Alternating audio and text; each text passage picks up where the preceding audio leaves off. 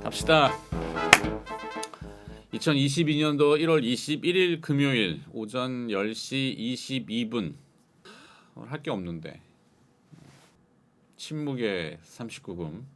침묵하고 있으면 안 되는구나. 고정 댓글 상단에 유한타증권 연계 계좌 개설 하시고, 요 댓글창 상단에 그 번호로 전화를 하셔가지고 계좌 개설 요 39금 통해 가지고 하셨다고 얘기하면은 무료 문자 서비스가 나갑니다.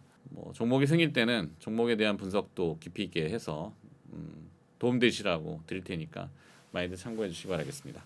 시장이 난세입니다. 난세. 어지러운 시장이 됐는데, 근데 뭐 금리는 이미 다 노출된 상태라서 인플레이션이 굉장히 높고, 그 인플레이션을 제어하기 위해서 선제적인 테이퍼링과 금리 인상을 이미 공지했기 때문에 그것은 가격에 많이 대부분 반영이 됐다, 뭐 이렇게 봐도 되지 않을까 싶어요. 그거 이외에 이제 지정학적 리스크 때문에 모르니까, 나도 러시아하고 미국하고 어떻게 될지, 죽기 살기로 한번 붙을지, 다 한번 죽자, 공멸하자, 이러다 다 죽어, 뭐 이거 할지 나도 모르겠는데 좀 해법을 찾지 않을까 싶은데, 시장이 하도 무거우니까. 무거운 이유는 이제 뭐 그런 재료도 재료지만 돈이 다 지금 쏠려 있기 때문에 어디 쏠려 있는지는 다 아실 거고, LG 에너지 솔루션 골 때리는 투기판이 돼버린. 공무청약 아니니? 공무청약 안 했어? 두 주 바로 팔 거야? 그 440만 명이 했다 그러잖아. 주식에 관심도 없는 분들도 다 돈 된다고 얘기하는 거에 그 함정이 있지 않을까 생각이 좀 들고, 그러니까 이렇게 생각해 보면 되지 않을까? 440만 계좌가 뭐 한 주, 두 주, 이때 뭐 한 주씩 받아서 440만 주라고 쳐. 단순히 봤을 때. 그러면은 상장일 날 다 팔려고, 오르면 팔겠다는 생각하는데, 그 440만 주를 누가 사줄까?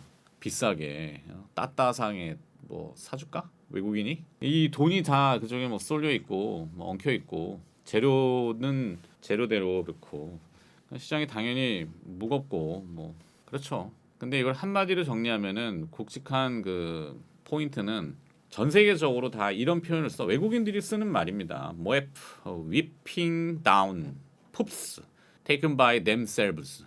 영어 시간이 아니라 찾아보면은 지가 싼 똥 지가 치운다.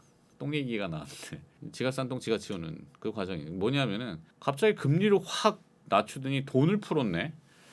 근데 지금 2년 지났는데 코로나가 안 잡혀. 돈만 풀어가지고 물가만 연락에 뛰어났어. 인플레이션만. 그게 이게 안 되거든. 그러니까 자기가 싼 똥을 치워야지.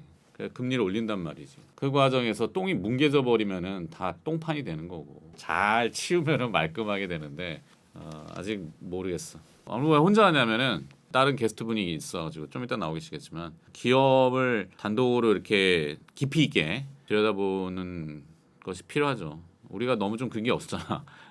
몇 주 동안 계속 지금 우리 뭐 시청률도 많이 떨어지고 그러지만 재미가 없지. 시장도 재미가 없는 거야. 막 활기차게 뭐 종목도 뭐 얘기하고 뭐 상한가도 나오고 이래야지 되는데, 뭐 눈에 보이는 기업도 별로 없고, 거기에 이제 LG 엔솔 같은 뭐 개소리 다 집어치우고 뭐 똥 얘기 해봐야 뭐 그렇고, 종목은 그냥 꾸준하게 보는 기업은 계속 보겠습니다. 임팩은 뭐 움직임도 더디지만 그냥 난 올해에 보는 주식으로.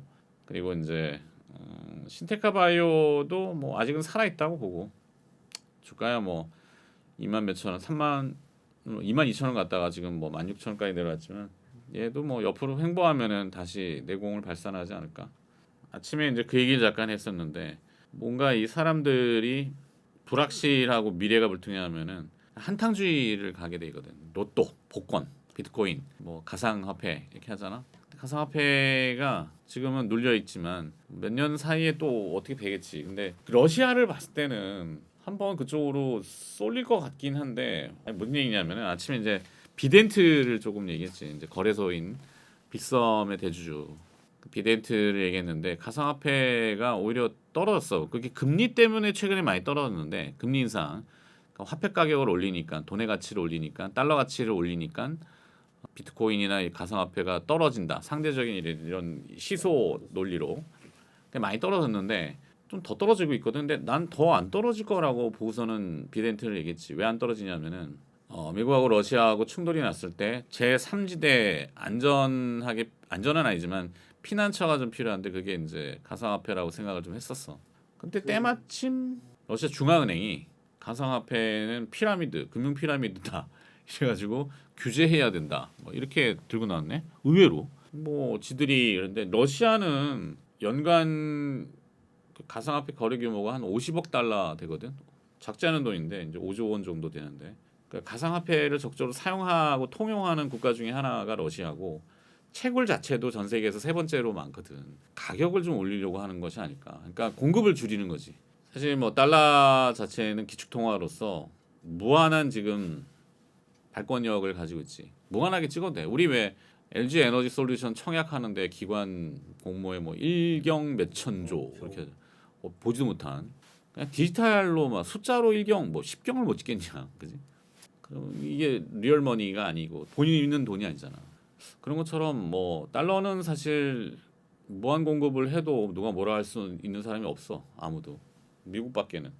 그럼 미국도 뭐 그거를 어떻게든지 어디선가 증발을 시키든 뭘 하든. 하여튼 코인이 다음 주에는 다시 한번 주목되지 않을까 싶은 생각이 듭니다.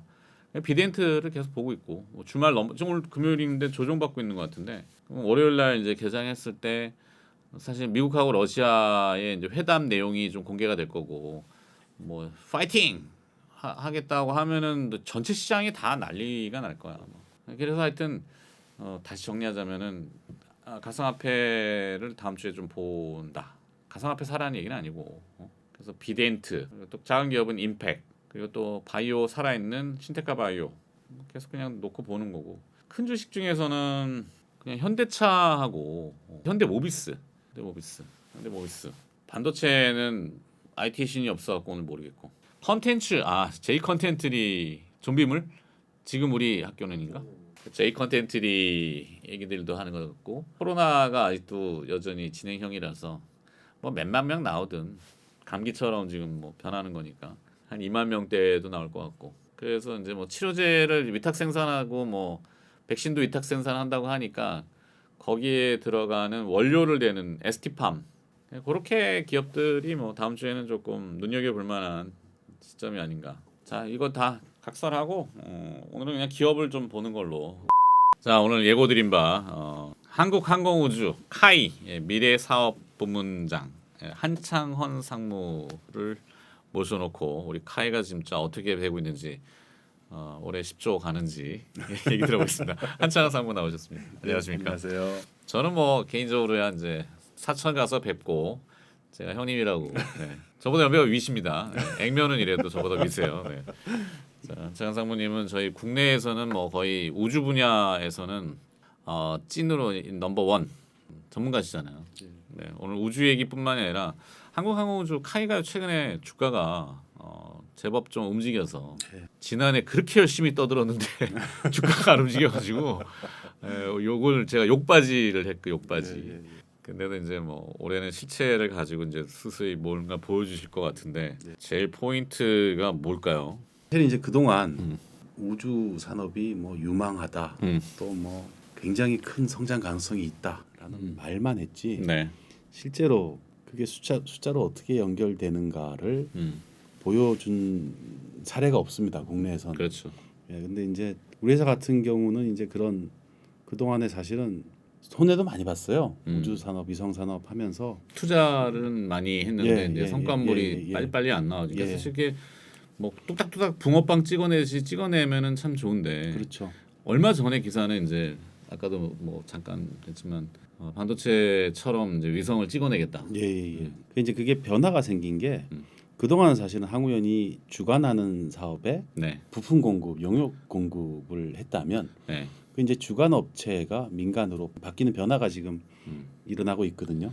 카이의 제일 그 맹점이라고 했던 것은 주인이 지금 대주주가 이제 한국수출입은행, 그다음에 이제 방사청이 엮여 있고 한국항우연, 항공우주연구원, 항우연이 엮여 있고 국방부가 엮여 있고, 더 올라가면 이제 블루홀 블루하우스라고 하는 네, 이렇게 되어 있으니까 이 입김이 많잖아요. 뭐 예. 감나라 배나라 뭐 예. 우리가 뭘 하려 그래도 진짜 막 이런 게 주가도 진짜 힘들었고 뭐 알릴라 그래도 힘들었고 그랬던 부분을 이제 민간 쪽으로 많이 이제 우리 한 상무님께서 이제 그 역할을 담당하시고 미래전략 사업이 사실은 이제 우리 그런 개념이잖아요. 예. 그래서 가만히 카이가 성장한 길이나 한국의 항공산업이 성장한 길을 살펴보면 실제로 급격한 성장은 2000년대 초반, 90년대 후반에 연구소가 주관하느냐 산업체가 주관하느냐 논란 끝에 산업체가 주관하는 걸로 결정하면서부터 그 이후 이제 많은 개발 사업들을 산업체가 성공시키면서 항공산업이 전반적으로 굉장히 기술도 성장을 했고 볼륨도 굉장히 커졌거든요. 지금 이제 우주 산업이 그와 같은 전환기를 지금 맞고 있기 때문에 굉장히 중요한 시기라고 볼 수 있습니다. 결국은 이제 기업체에서 담당을 해서 산업화를 하고 수출에 성공을 해야 산업의 볼륨을 키울 수가 있고요. 경제적인 파급 효과도 기업체가 주관했을 때랑 연구소가 주관했을 때랑 굉장히 큰 차이를 낼 수가 있기 때문에 우주 산업이 앞으로 이제 사이즈도 커지고 여러 가지 기업 참여하는 기업들도 늘어나고 그리고 파급 효과를 통해서 그 생태계 조성이 가능하다는 점에서 이제 우주 산업도 앞으로 굉장히 큰 기대를 할 수 있다라고 보고 있는 이유입니다. 네, 굉장히 정치인스럽게 정치인처럼 얘기하시면은 저희가 3프로 TV가 되기 때문에. 실제적으로 숫자가 지금 뭐 시가총액 3조 5천억인데 저는 사천에 이제 본사를 가봤잖아요. 가보면은 사실 이게 서울에서 가까운 거리는 아니고 차로 가면은 4시간 반. 사천에 가보면은 그 시설들을 보면은 야 3조 5천억 이건 말이 안 된다. 연구 비용 들어간 거 그다음에 시설 그렇죠. 자산 이런 거 하면은 미니멈 그냥 회사 통으로 먹어도 5조 이상인데 물론 거기에 이제 프리미엄을 주면은 더 높을 거고 너무 싸게 평가받는 것이 굉장히 안타까워요. 근데 최근에 보면 이제 기관 투자자들 또 외국인 투자자들 장기 투자자들이 이 회사의 변모에 대해서 과거에 이제 안 좋은 것들을 다 씻어내고 진짜 달라지는 게 있잖아요.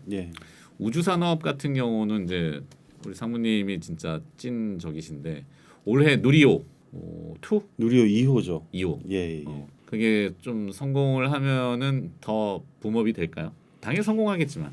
누리호 2호는 사실은 1호에 발생한 문제를 대부분 보완을 해서 발사를 할 거기 때문에 사실은 1호가 굉장히 이제 성공할까 말까 갸우뚱을 많이 했는데 2호는 뭐 1호의 문제점만 보완을 하면 2호는 굉장히 성공 가능성이 높다고 보고 있습니다.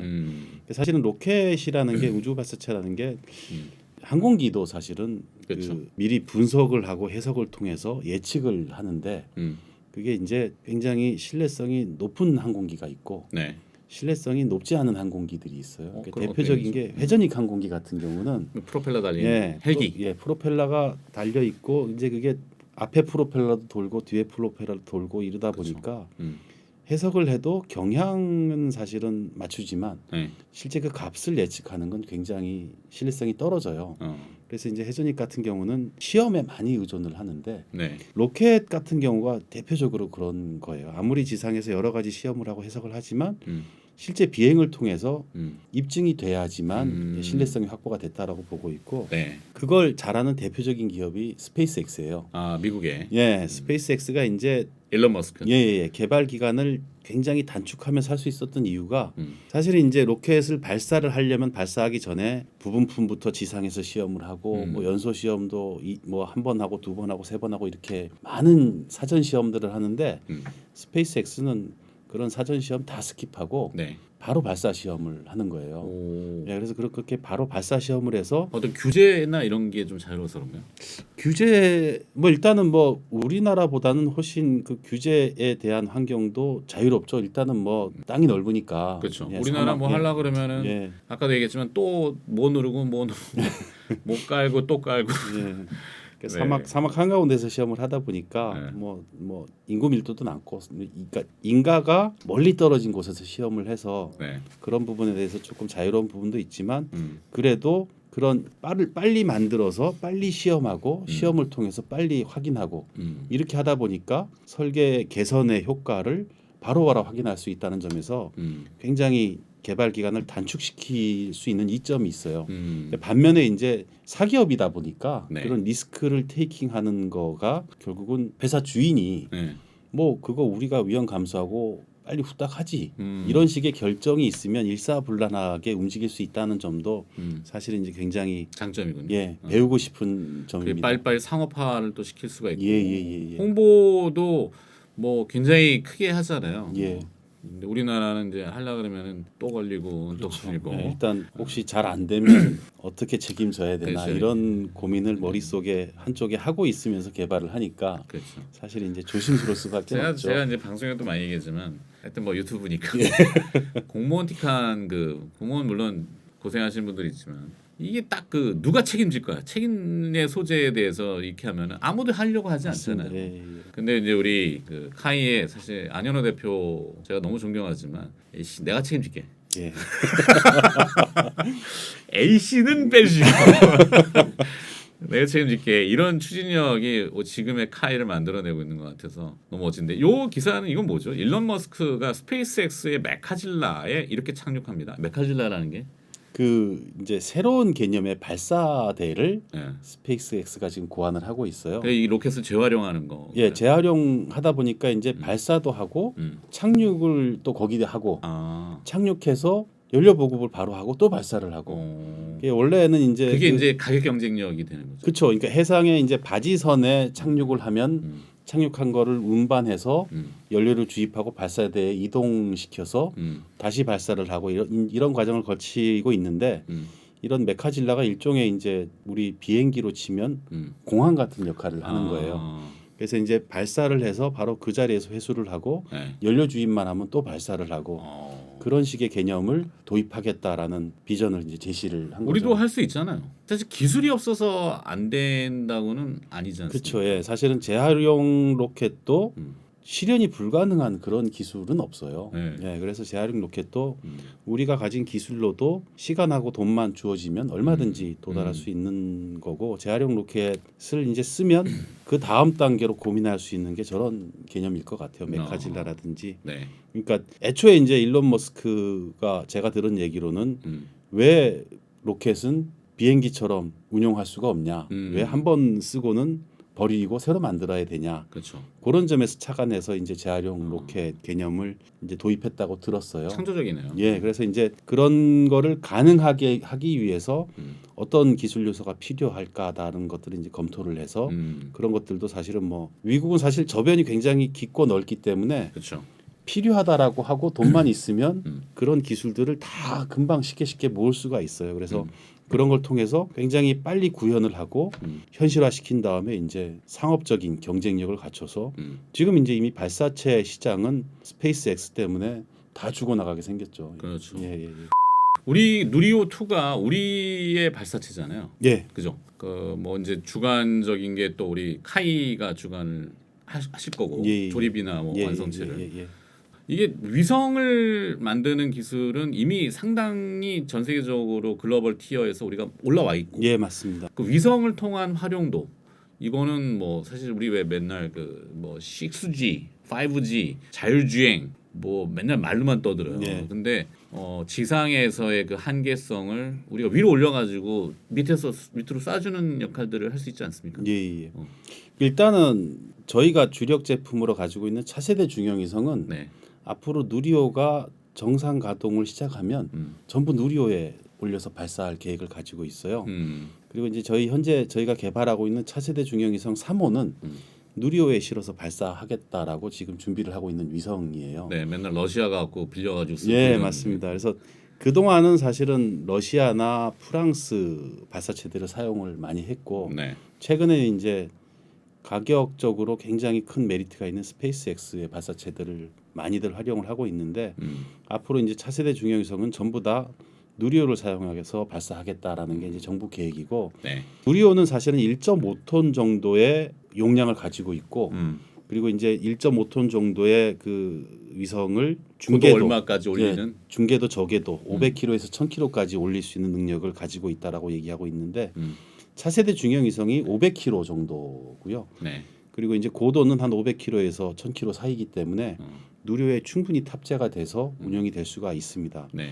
그리고 이제 앞으로 우주 발사체는 실제로 위성을 발사하는 한계를 넘어서 위성을 운영하는 한계를 넘어서 우주에 도달해서 여러 가지 이제 얘기되고 있는 이제 새로운 경제 영역으로서의 우주.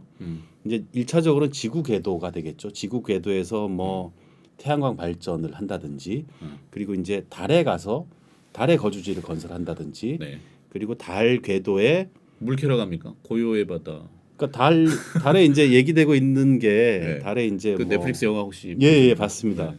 달에 이제 얼음의 형태로 그 극지방에 굉장히 많은 물이 있다.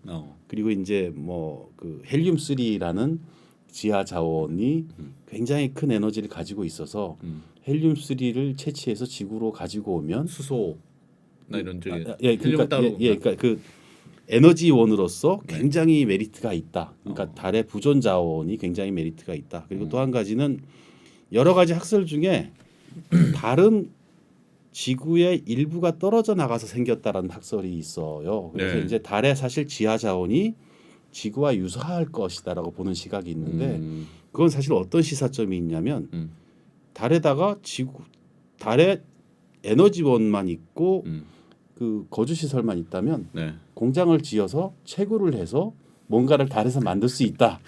네, 제가 사실 그런 것도 가능해요. 이 카이 분들은 제가 대표님, 부사장님, 뭐 우리 상무님도 다 알지만 이 터시는 게 장난 아니에요. 이게 사실은 영상 사업부를 만드셔가지고 영화 쪽이나 이런 쪽에도 우리가 활용을 좀 해보면은 네. 홍보하는 데는 굉장히 큰 저희가 있는데 뭐 비행기 당연히 뭐 전투기도 있고 다양한 이 드론도 있고 뭐 UAM도 있지만 활용 분야에 대해서 우주 영화 쪽으로 가시면은 김영준 부사장님이 지난번에 그 외계인 얘기를 하시는데 한참 듣다가 너무 재밌었거든요. 말씀 끊어서 그렇지만 하여튼 알고 계시는 분야와 이렇게 굉장히 그 박하 너무 넓어요. 너무 넓고 진짜 제가 짜릿할 정도로 이 카이는 내공이 있는데 인적 맨파워들이 좀 좋잖아요. 5,000명 직원 중에 3,000명이 기술 인력이죠. 네, 엔지니어 분들. 그러니까 엔지니어만 하시는 분들은 이 주가나 이런 건 그동안은 별로 그렇죠. 뭐 우리가 주가쟁이도 아니고 그런데 시장이 이제 주식에 관심이 많다 보니까 우리만 일 열심히 하면 남들이 알아서 알아주겠지. 이런 마음을 엔지니어들은 몇 년 동안 가지고 있죠. 근데 올해부터 이제 이렇게 적절히 홍보하시는 건 진짜 우리가 잘 만들고 이제 이게 돈으로 되는 것들이 있는 것들을 이제 적극적으로 알리시는 건데 시장에서 많이 관심 있는 건 지금 수주 소식에 대해서 궁금해하는 게 있어요, 사실은. 뭐 보도도 좀 일부 나오고 있고 보도는 내용만 보면 이미 수주했던 거로 나오는데 아직은 민감한 단계지만 그게 아니 땐 굴뚝에 연기 나지는 않겠다 싶어서 가능성이 굉장히 높은 편이죠. 조금만 우리 또 39금 시청하시는 분들을 위해서 살짝만 우리 또 몇 가지 이렇게 슬쩍슬쩍 흘려놔야 되거든요. 근데 이제 저희가 이제 그 조심하는 이유가 상대방 어떤 경우는 이제 저희가 그거를 알리는 순간 무산이 되는 경우가 있어요. 민감한 내용이기 때문에 특히 국가 간의 거래이기 때문에 어디서 수틀려서 망가질지는 몰라서 그래서 이제 굉장히 조심을 알겠습니다. 합니다. 거기까지만 하지만 상당히 많이 진척이 돼 있다고 있고 우주 발사체 뭐 해외 외신들 보면 별의별 게 다 나오는데 왜 이 원심력을 이용해 가지고 쏘아 올리는 것도 나왔죠. 그게 실제 가능한 겁니까? 실제로는 이제 제 개인적인 생각으로는 기술적으로는 가능한데 제가 가진 이제 의문은 그 발사체 안에도 여러 가지 전자 부품이 들어가요. 그렇죠. 민감한. 근데 그 전자 부품들이 발사는 가능하겠지만 그 원심력을 버텨낼 수 있을까? 한 그런 개인적인 의구심이 있어요. 그러네요. 물체만 올리는 거면 그쵸, 돌 던지기 하면 가능하지만 위성이라는 거에 민감한 그 전자 부품들을 회전을 막 돌려갖고 쏜다는 거는 그래서 뭐 사실은 말씀드린 것처럼 돌멩이 같은 걸 던져가지고 어디 뭘 다른 나라 위성들을 뭐 부숴버리겠다. 예, 그런 중량체를 던지는 거로서는 굉장히 획기적인 방법일 것 같긴 한데 위성을 올리는 발사체로서는 그게 진짜 가능할까라는 의구심을 가지고 있습니다. 네. 예. 뭐 쓸데없는 얘기를 제가 좀 여쭤봐가지고 자 이제 정리 좀 하자면은 사실 구체화된 분야는 군수는 군수 분야에 이제 뭐 T-50이라는 고등 훈련기가 있고 여러 가지 다양하지 뭐 회전익도 있고 그러니까 회전익 고정익 이런 표현 쓰잖아요. 네. 일반 대중들은 사실 그 표현도 좀 어렵긴 해요. 그렇죠. 예. 그러니까 날개가 그냥 고정되어 있느냐 예. 돌아가느냐인데 예. 그 헬리콥터의 개념, 뭐 드론의 개념, 예. UAM, 뭐 파브 이런 것도 있잖아요. 그런 쪽도 지금 사실 상용화라는 개념으로는 많이 근접해 있죠. 저희가 이제 뭐 H모사 이것도 이제 민감할 수 있는데 국내 이제 뭐 모빌리티 사업에 이제 뭐 상당히 실은 이제 UAM이라는 그 말씀을 하시는 것 같은데 네, UAM이라는 비행체가 어느 날 갑자기 이게 UAM이라고 하늘에서 떨어질 수는 없어요. 그렇죠. 이제 중간 단계 UAM에 적용될 것으로 예상되는 기술 요소들이 있는데 대표적인 게 사실은 전기 동력이에요. 에너지원. 예, 그 사실은 그거는 UAM하고는 별개로 그 탄소 중립이라든지 네. 그 공해를 절감하기 위한 방안으로 전기 동력화하는 것들이 검토가 많이 되고 있습니다. 그래서 네. 민간 여객기, 커뮤터기라 하는 그런 것도 사실은 전기 동력화가 지금 검토가 되고 있고, 네. 그건 사실 이제 도시 간의 지역 연결을 그걸로 하겠다라는 개념이라서 그런 전기 동력화라든지 뭐 그리고 공해를 작게 배출하는 엔진 뭐 이런 것들도 검토가 되고 있어서 그런 저희는 이제 전기 동력화가 UAM의 핵심적인 요소다라고 보고 있습니다. 그래서 네. 이제 전기 동력화의 필수적인 요소가 사실은 모터, 발전기, 뭐 그리고 이제 배터리 뭐 이런 것들이 있는데 사실은 항공기는 배터리만 놓고 봐도 안전 기준 때문에 네. 어떤 소재는 사용할 수가 없어요. 뭐 이런 것들이 있어요. 폭발성이 높은 소재. 사람의 이 생명 안전 때문에 대표적인 게 이제 리튬. 아. 리튬은 사실은 폭발성이 있기 때문에 항공기 적용에 네. 굉장히 많은 제약이 있어요. 그래서 리튬 이온 전지라고 그래서 리튬도 사실은 알루미늄 리튬 합금 같은 것도 있는데 그 리튬을 쓰게 되면 별도로 안전하다는 걸 입증을 해내야 되는데 그게 사실은 돈도 많이 들고 네. 시간도 걸리는 일이에요. 그래서 이제 항공기에 적용할 배터리 문제도 항공기에 적용하기 위해서는 이제 기술 개발이 필요하고 그래서 이제 전기 동력화를 하기 위한 여러 가지 이제 연구들을 하고 있고 현재 저희가 이제 가진 계획은 중간 단계로 무인기, 군용 무인기를 전기 동력화하는 것들을 지금 진행을 하고 있고 그 사업도 지금 준비를 하고 있습니다. 그래서 일단은 비행체를 전기 동력화하는 거 그리고 전기 동력화하는 과정에서 나올 수 있는 모터, 발전기, 배터리 관련 기술 확보나 이런 것들을 통해서 UAM을 이제 그런 실현하는 것들을 조금이라도 앞당기려고 그렇게 노력을 하고 있습니다. 올해는 좀 가시적인 뭐가 좀 있지 않을까요? 올해 답을 안 주시는데 KFX 21은 언제 이게 저기 되죠? 계획이 KF21은 원래 계획은 7월달 7월에 초도 비행인데 그거보다는 다소간 당길 수 있을 것 같아요. 그래서 이제 이게 포인트입니다. 그래서 잘못하면 누리호 2호 발사할 때랑 KF21 초도 비행할 때가 겹치지 않을까라는 쓸데없는 걱정을 하고 있습니다. 화려하겠는데요, 올해. 저희 회사가 사실은 훈련 체계 개발에 있어서 지향하는 거는 매일매일 전쟁을 하고 전쟁 결과를 매일매일 확인하고 전쟁 결과 분석을 통해서 각자의 행동이 전쟁에 어떤 역할을 했는지 확인할 수 있는 시스템을 구축하는 게 저희가 가진 비전이에요. 사실 그런 비전을 위해서 단위 장비들을 지금 개발을 하고 있고 그 장비들을 전부 다 종합을 하면 네트워크로 종합을 하면 그런 비전이 달성할 수 있다라고 믿고 지금 기술 개발을 하고 있습니다. KF21 같은 경우는 도면을 만들지 않아요.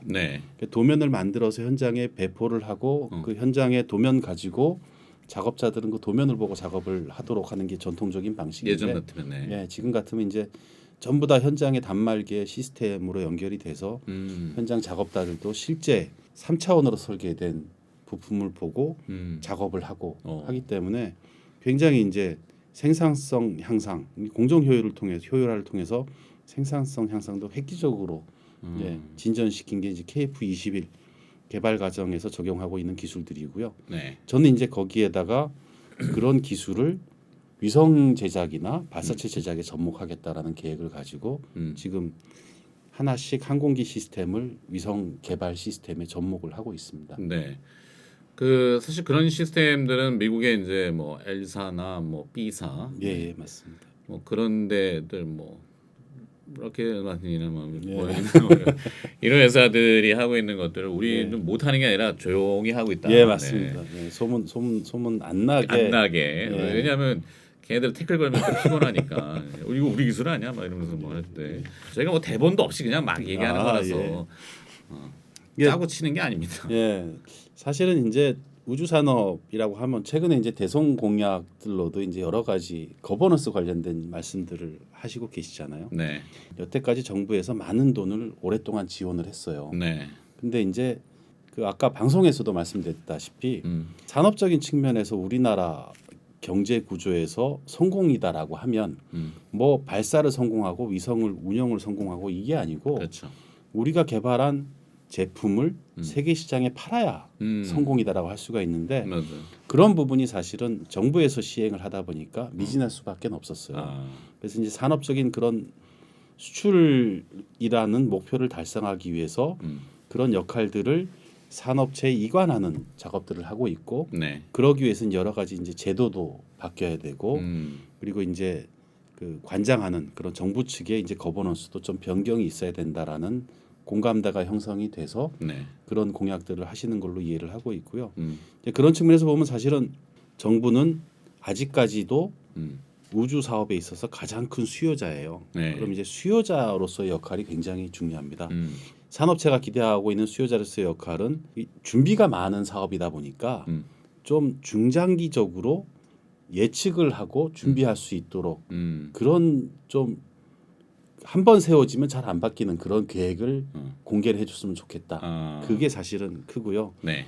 두 번째는 여태까지는 연구소에서 그런 개발을 실행을 해왔는데 그럼 이제 연구소가 그동안 개발을 하면서 쌓아왔던 기술력들을 민간으로 이제 이전하는 게 다음 단계 해야 할 일인데 그렇죠. 그런 기술 이전이 좀 원활하게 진행이 됐으면 좋겠다라는 게 이제 저희가 이제 바라는 거고 마지막으로는 이제 산업체 우리나라 시장이 사실은 크다 하면 크지만 실제로 여러 업체들이 경쟁을 해서 막 나눠 먹고도 생존할 수 있을 정도로 큰 시장은 또 아니에요. 네, 그래서 과당 경쟁이나 중복 투자가 되지 않도록 네. 좀 교통 정리도 했으면 좋겠다. 이게 요새 또 우주 산업이 다 뭐 각광을 받다 보니까 개나 소나 다 너도 나도 다 나도 사실은 우주 산업을 했었다. 네. 잘 얘기는 안 했지만 이런 식으로 하면서 이제 다 연 띄어도 우주 산업이죠. 네. 그래서 조그만 부품 하나 납품하는 업체도 원래는 우리 누리호에 뭐 이런 것들을 했었다 하는 업체들이 엄청 많거든요. 네. 그래서 이제 혼탁해지는 있습니다. 생태계 건전하게. 그렇죠. 뭐 하여튼 조금 민감한 부분들이 사실 많이 아직도 게재되어 있어가지고 자연스럽게 막 털고 싶은데 이외에도 또 뭐 내용들이 좀 많긴 하죠. 뭐 두서없이 좀 막 얘기했습니다만 하여튼 5만 원 넘어가면 한 번 더 나오시는 걸로. 알겠습니다. 5만 원이라 봐야 지금 뭐 3만 7천 원? 아예 5만 원 너무 짧은데? 6만 원? 6만 원으로? 네, 알겠습니다. 6만 원으로 6만 원 금방 할 것 같은데 같이 성장하는 그런 개념이 좋잖아요. 네, 맞습니다. 저도 노후 자금을 다 우리 사주로 몰빵을 하고 있기 때문에 우리 사주의 향배가 제 노후랑 미래. 연결이 돼 있어서 굉장히 이제 중요한 요소 삶에 있어서 그렇게 보고 있습니다. 우리 사주의 멋지십니다. 가치에 대해서. 네. 마무리를 해야 될 텐데 아쉽긴 한데 그래도 아쉬움을 뒤로 하고 오늘 여기까지. 6만 원 가면은 안현호 대표님하고 같이. 네, 제가 한턱 쏘겠습니다. 저도 6만 원 되면 자산이 대폭 늘어나기 때문에. 네, 뭐 하여튼 오늘 또 어려운 시간 내에서 사천에서 걸음을 하신 한국항공우주 미래사업 부분장 이 타이틀 너무 긴 거 아니에요? 한창원 상무와 함께 했습니다. 네. 뭐 끝으로 하실 말씀 더 있으시면 해주시면 되고. 지켜봐 주시면 네. 저희가 이제 괄목상대한 모습을 보여드릴 수 있을 것 같습니다. 네. 이제 그리 멀지 않은 것 같습니다. 이제 우주 산업을 통한 매출이 카이 매출의 뭐 50%를 차지하는 그날이 저는 사실은 멀지 않았다고 생각을 하고 있습니다. 그래서 실제로 이제 이름만 한국 항공 우주 산업이 아니고 네. 실제로 우주가 카이의 큰 포션을 차지하고 카이의 주력 산업이 될 수 있는 그날이 될 때까지 열심히 하겠습니다. 알겠습니다. 자, 오늘 39금 증권 방송은 여기서 마무리하도록 하고 저는 다음 주에 다시 또 다음 주면은 우리 설 전이죠. 네. 하여튼 어려운 주식시장에 파이팅 하십시오. 주말 잘 보내시고요. 예. 고생하셨습니다, 형님. 예, 감사합니다. 네. 상무님한테 그런 거 하시면 안 돼. 이거요? 네, 구독. 이게 뭐지? 구독, 좋아요, 알림 설정, 네, 댓글 많이들 남겨주시면 됩니다.